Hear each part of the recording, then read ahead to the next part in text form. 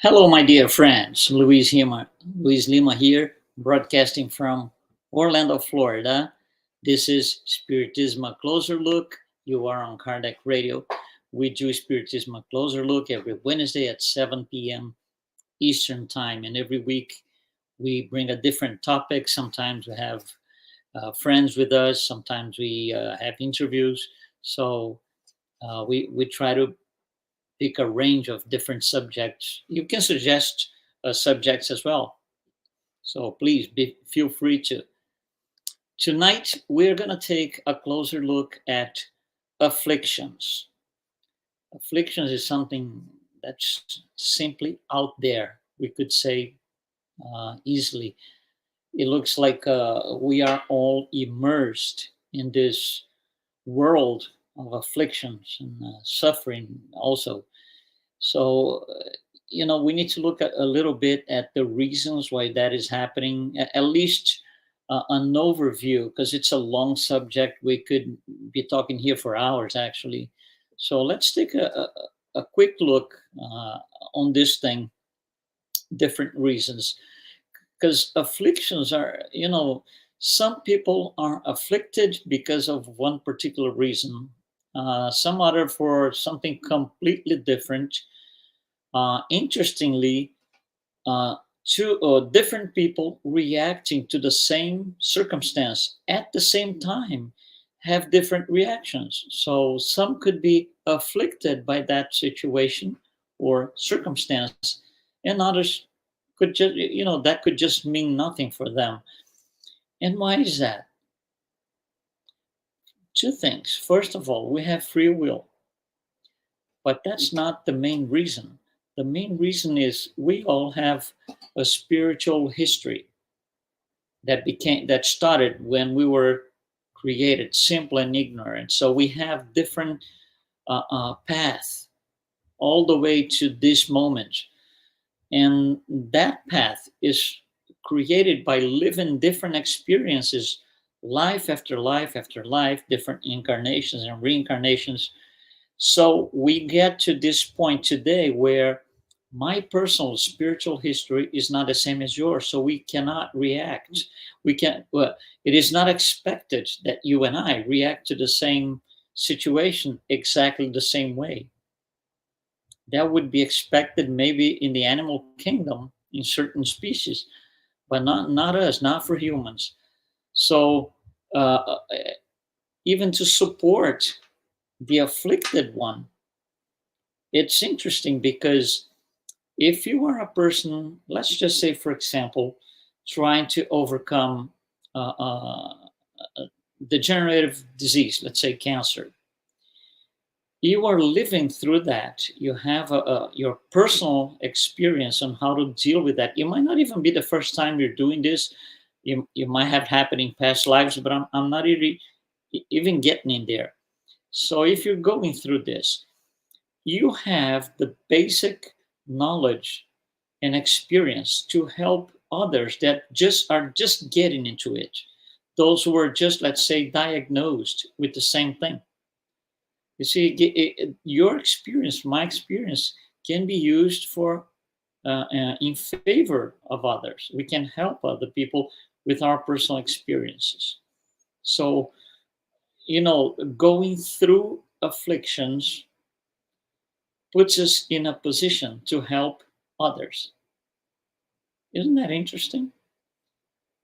In the Spirit's book, Allan Kardec asks the spirits, "What are the reasons for reincarnation?" And they answer a straight answer, so we can get better, life after life, basically.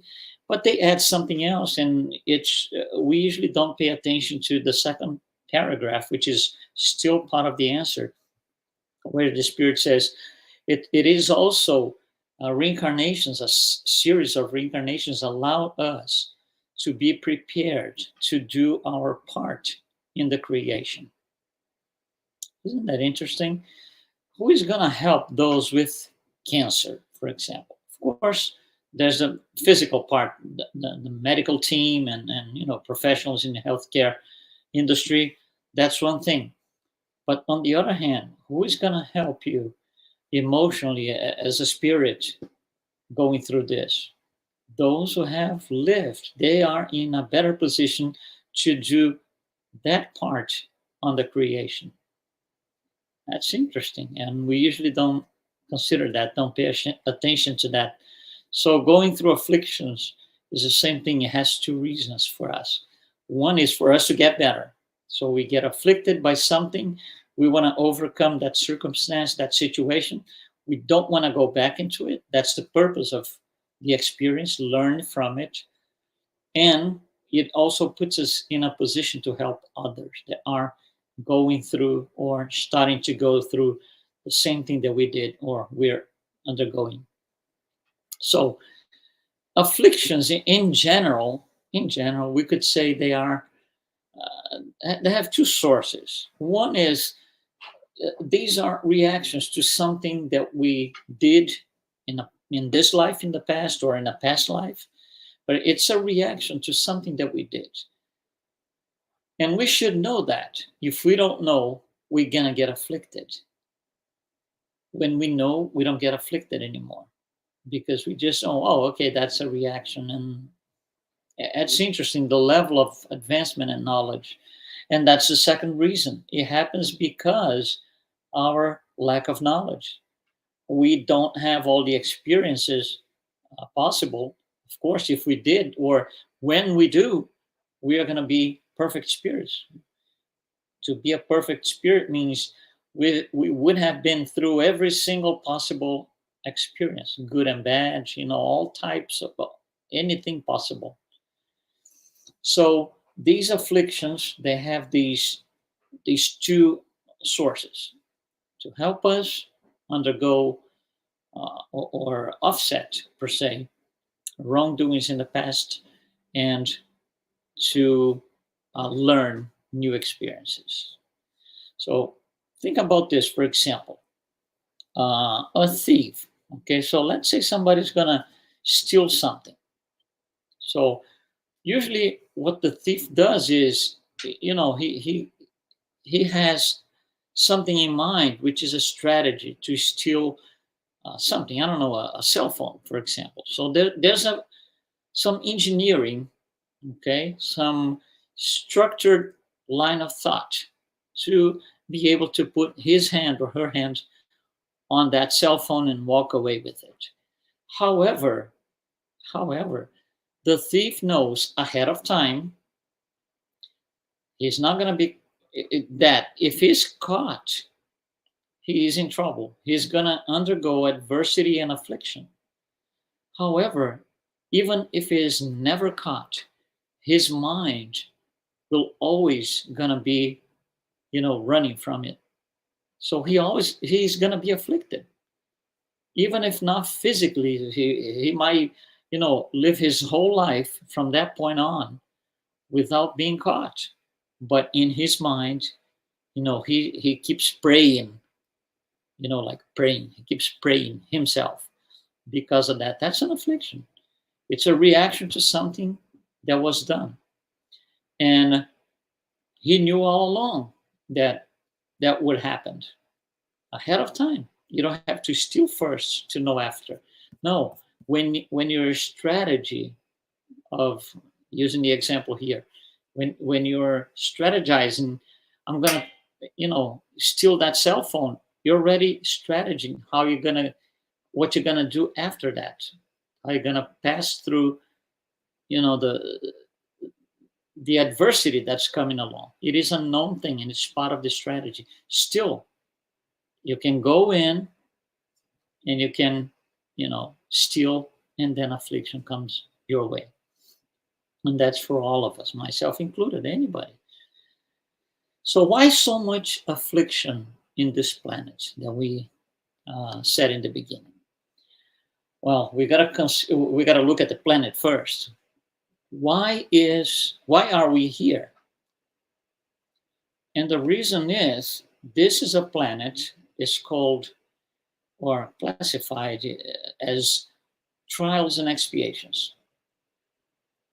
Trials and expiations. So, in a planet of trials and expiations, we are gonna have to go through difficult times. We are going to have to kind of face our past.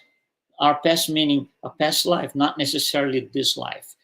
So, what exactly it means to be on a planet or on a place of trials and expiations? It means that we have reached a stage of evolution that requires us to offset our wrongs of the past. Let me try to explain this to you. Let's say that we were real cavemen, living 20,000 years ago, 200,000 years ago, 300,000 years ago. We would do wrong things, but we would not be required to offset those things. For example, hunting. We would kill animals, even make sacrifices in thousands of years ago, but we were not in a position to still to offset or starting to offset those wrongs of that situation. To offset that, it's gonna come later. It will come. Anything wrong that we do, we're gonna have to offset in a way or another, sooner or later. But there's a time for that, because to offset, you need to understand that it's time to do that.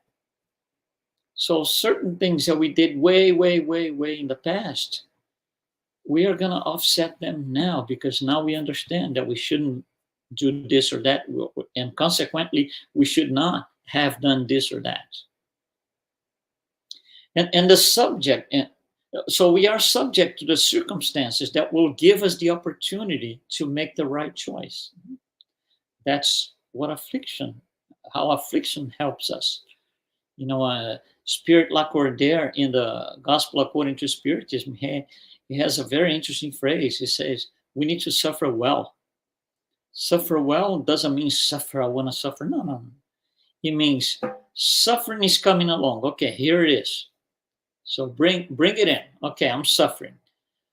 I don't want to do this anymore. It's horrible. I don't want to go through this ever again. What do I have to do to avoid this? That's suffer well. We're going to understand why this is happening, so we never get into that situation again. We want to get past this and forget about it, never again. So circumstances will come along the way that will give us the opportunity to understand why we are afflicted, meaning offsetting wrongdoings of the past, and from that point on to start making better choices until we get to make always the right choice. That would be us as perfect spirits way in the future. So these afflictions, or those afflicted, if I'm better saying, those afflicted have to be treated for their condition. They will be treated. Where do they go to be treated? To places like Earth. That's it. So in other words, the earth houses afflicted spirits. Think about a hospital, for example. If you walk into a hospital, it would make no sense at all if you say this, oh my God, this place has a bunch of illnesses and everybody's sick here. That's what a hospital is for. We shouldn't be surprised if we walk into a hospital and all we see are people being treated for diseases, illnesses, they're sick. That's what a hospital is for.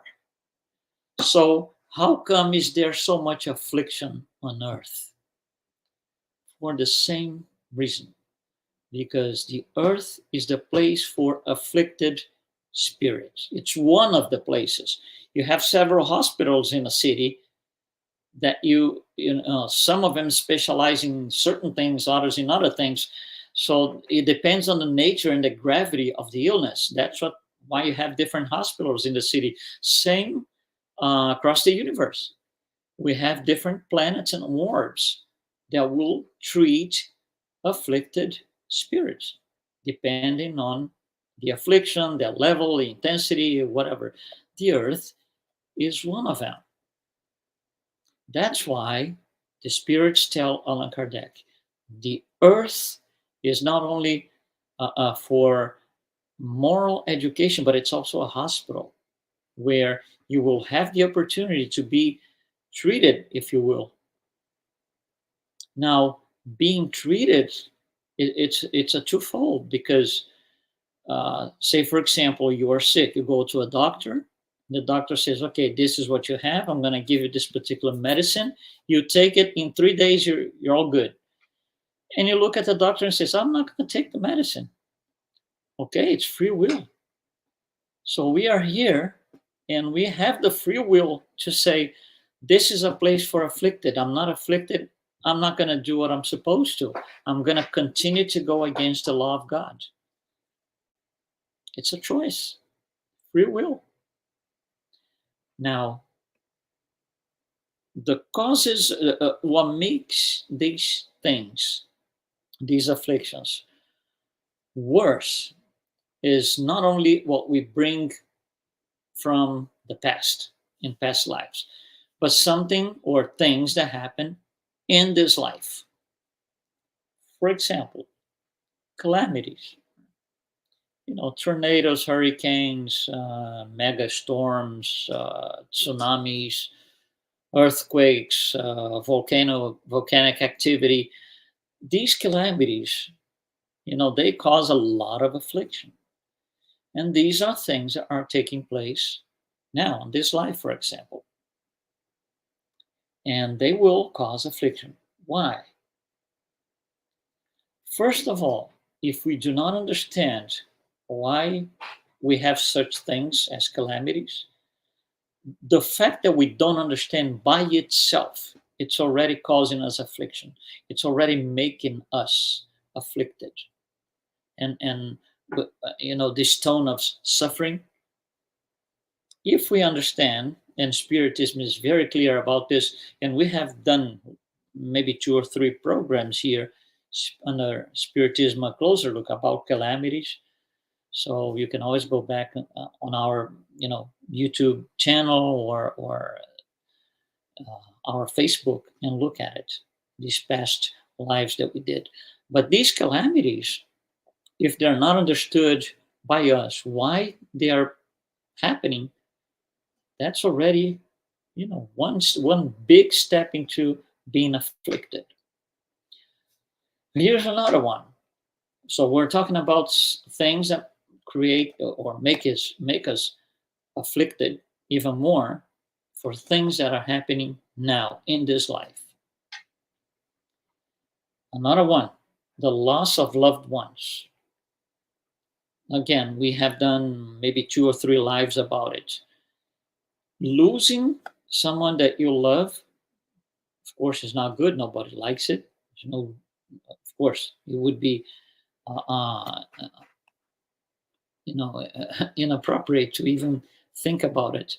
But losing somebody that we love will, in principle, cause afflictions. It's going to add another level of affliction to our pile of afflictions. So the loss of loved ones is something that we need to understand what it means, what we learned from, and why it's necessary for us and for them. And again, I recommend, we're not going to talk about it again here today because that's not the point, but we have done a couple of lives on our program here on this one. Here's another one that causes affliction, and this is a big one in today's society, wherever you are, doesn't matter. Cancel culture. Cancel culture is something that became like fashion. If you don't cancel culture, people, you're not one of us. You're wrong in the society because it is so bad right now. And what happens is cancel culture breaks the basic idea of evolution, which is living with other people that are different from us, to learn from them and to teach them. When you cancel somebody, you just broke that. So there is no relation now with that particular person, group of people, or whatever it is. And it doesn't matter the cause. It doesn't matter what is the cause. Of course, there are, causes that are obvious. For example, you just don't like somebody, and what you do is, even before you cancel, you can try to undermine the reputation of the person.